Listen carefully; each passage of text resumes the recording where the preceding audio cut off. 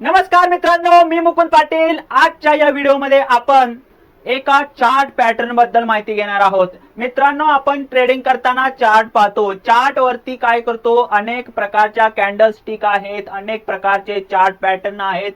Chart मध्ये आपणाला red आणि ग्रीन अशा अनेक कॅन्डल्स दिसतात।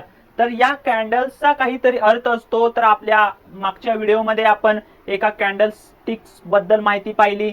प्रत्येक कॅन्डल स्टिक तयार झाल्यानंतर त्याचा एक अर्थ असतो, म्हणजे ती कॅन्डल तयार झाल्यानंतर तिथून या ठिकाणी कोणती मूवमेंट येणार, अप ट्रेंडला मार्केट जाणार की डाऊन ट्रेंडला जाणार, हे आपल्याला तो चार्ट पाहिल्यानंतर आपल्याला लक्षात येतं। परंतु अशा अनेक कॅन्डल्स बनवून एक चार्ट बनतो आणि अशा अनेक कॅन्डल्सचा मिळून एक चार्ट पॅटर्न बनतो।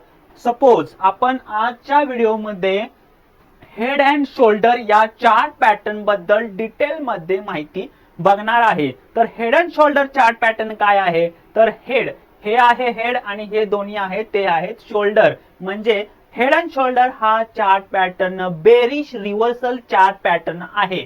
बेरिश रिव्हर्सल चार्ट पॅटर्न म्हणजे कसा, तर ज्या वेळेला मार्केट अप ट्रेंड मध्ये असतं, परत थोडस खाली येतं, परत वर जातं, परत खाली येतं, परत वर जातं, परत खाली आल्यानंतर ही जी नेकलाईन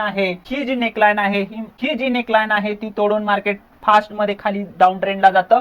त्यामुळे या ठिकाणी ज्या लोकांनी सेल केलेला आहे त्या लोकांना मोठ्या प्रमाणात प्रॉफिट या ठिकाणी होऊ शकतो। तर हा जो आपण head and shoulder chart pattern पाहिला, तर हाच head and shoulder chart pattern आपण या ठिकाणी डायग्रामच्या रूपामध्ये पाहिला। तर आपण हा चार्ट वरती कशा पद्धतीने तयार होतो हे आपण नेक्स्ट स्लाइड मध्ये पाहूया। तर या ठिकाणी मार्केट कंटिन्यू अप ट्रेंड मध्ये जात होतं।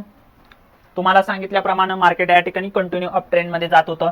या ठिकाणी थोडासा या ठिकाणी त्याला ब्रेक लागला, मार्केट खाली आलं, परत मार्केट वरती गेलं। म्हणजे प्रीवियस हाय जो होता, मागचा हाय होता, त्या हायच्या पण वरती या ठिकाणी मार्केट गेलं।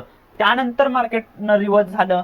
त्यानंतर जो काही हाय होता, हा हाय सेकंड हाय आहे, जो काही फर्स्ट हाय होता त्या हायला या ठिकाणी मार्केट आलं आणि तिथून या ठिकाणी डाऊन ट्रेंड चालू झाला।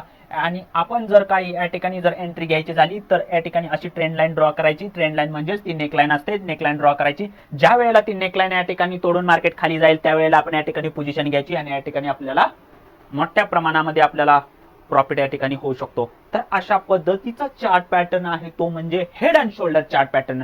तर आज आपण या व्हिडिओमध्ये head and shoulder chart pattern बद्दल अगदी डिटेल्स मध्ये व्यवस्थित माहिती पाहिली। अशाच पद्धतीच्या नवनवीन व्हिडिओसाठी आत्ताच या चॅनलला सबस्क्राइब करा, शेअर करा तुमच्या मित्रांना। थँक्यू।